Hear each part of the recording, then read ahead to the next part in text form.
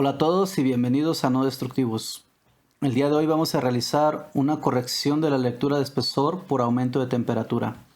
Este es un tema de medición de espesores por ultrasonido convencional, donde cuando se va a realizar la medición de espesores se ajusta el equipo con un bloque escalonado a temperatura ambiente.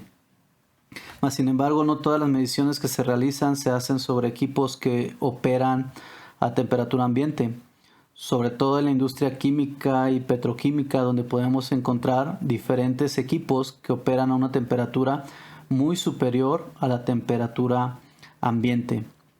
Lo primero que tenemos que tener bien claro en nuestra mente es que esa lectura que estamos obteniendo al medir sobre un equipo caliente está desviada y es errónea y debemos de corregirla.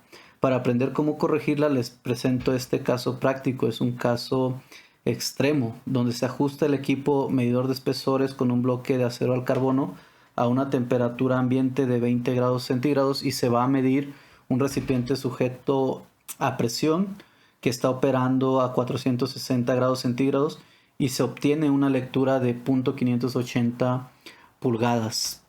Como dijimos anteriormente, esa lectura de 0.580 pulgadas no es exacta y está desviada y debemos de corregirla.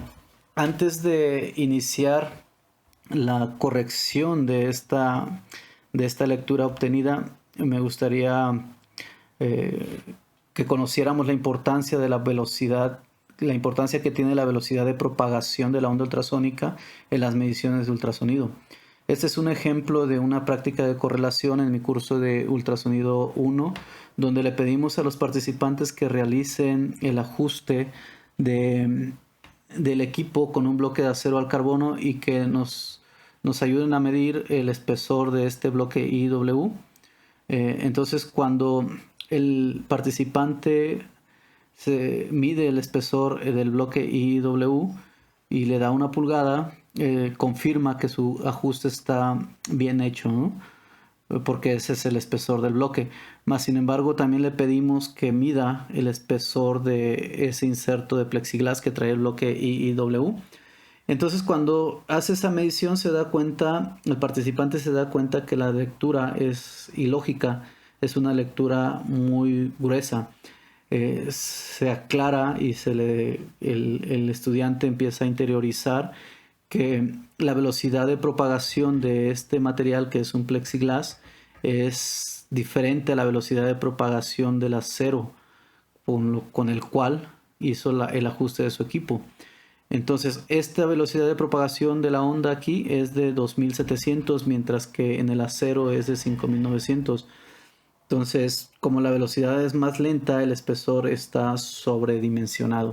Una vez que obtiene la lectura, le pedimos que entre a esta pequeña gráfica de correlación entre lo que son las velocidades de propagación y unos factores de corrección o factores de correlación. En el caso de la práctica, se entra con este valor de velocidad de 2700, que es metros por segundo, que es la velocidad de propagación de la onda ultrasónica en el plexiglas, y obtiene este factor de 0.458. Lo único que tiene que hacer el participante es multiplicar ese factor que obtuvo por la lectura que obtiene en el equipo. Entonces, cuando hace esta multiplicación se da cuenta que obtiene el espesor real de ese inserto de plexiglas.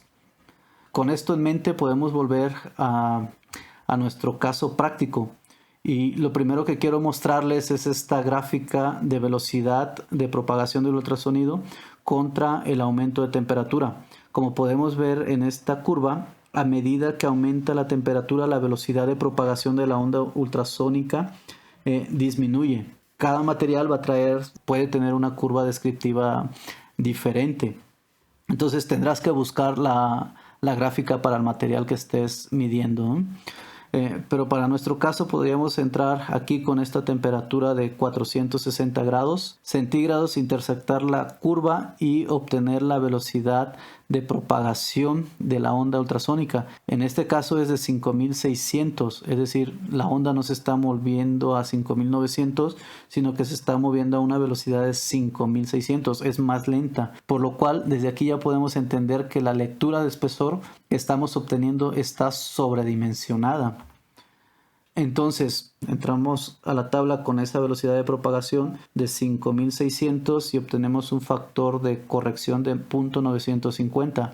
Entonces multiplicamos nuestra lectura, que fue de 580 milésimas de pulgadas, por ese factor de correlación de 0.950 y obtenemos un espesor real de las paredes del recipiente de 0.551 pulgadas. Como se dan cuenta, si hay una desviación de aproximadamente 29 milésimas de pulgada.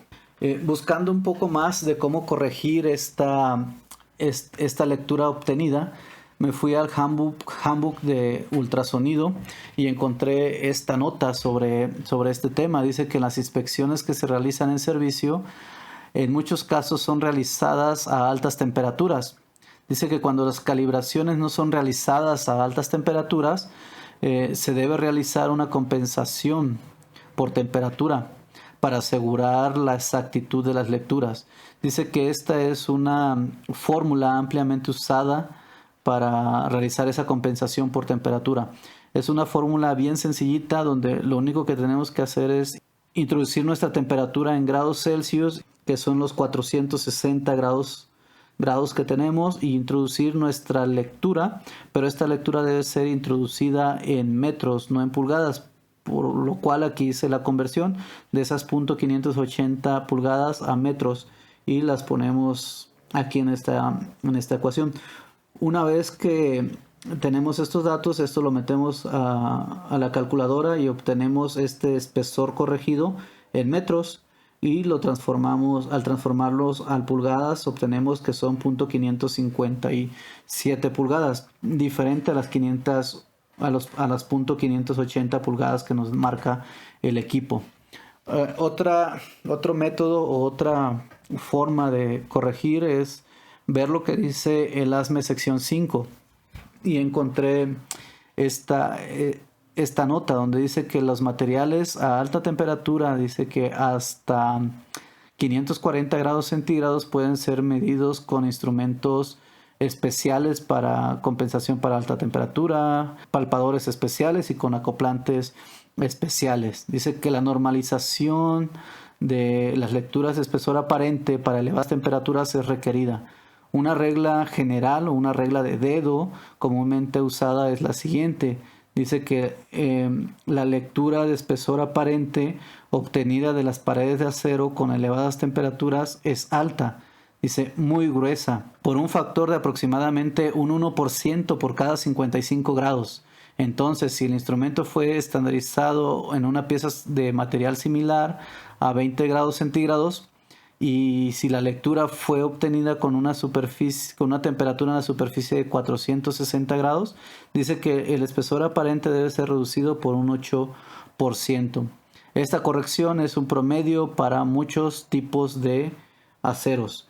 Entonces lo único que tenemos que hacerle es a este 580 restarle este 8% de sobredimensionamiento. Al hacer esto nos da .533 pulgadas. Aquí tenemos la comparación. Cuando hacemos la corrección con este factor de correlación de velocidades, tenemos que el espesor real del componente es de .551, no de estos .580, 29 milésimas menos. La corrección con el handbook está muy cercana a esta corrección de .580, la corrección nos da de .557 y la corrección por ASME nos da de .533. Entonces, como conclusión podemos decir que a medida que aumenta la temperatura, la velocidad de propagación de las ondas van a disminuir. Eso va a ocasionar que el espesor real sea menor que la lectura que estamos obteniendo en el equipo. Es decir, la lectura está sobredimensionando el espesor real. Y por último podemos ver que la variación pues no la consideramos tan significativa o no es una variación muy grande, ¿no? Entonces estas son las conclusiones y son los métodos que encontré para corregir la temperatura. Si encuentras otro, por favor déjalo en los comentarios y lo revisamos. Muchas gracias y nos vemos en la siguiente.